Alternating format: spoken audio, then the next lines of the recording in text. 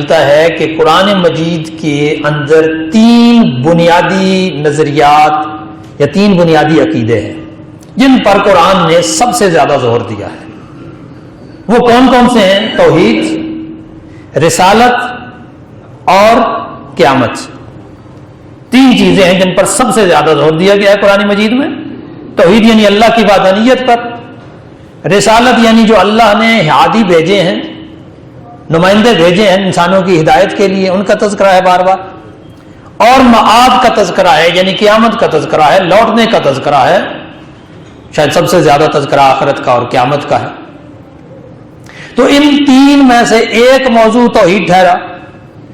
یہ وہ صورت ہے جس میں توحید کا مکمل موضوع بیان کیا گیا ہے، اور یہ واحد صورت ہے جس میں توحید کے موضوع کے علاوہ اور کوئی بات کی ہی نہیں گی، صرف موضوع توحید ہے اس کے اندر۔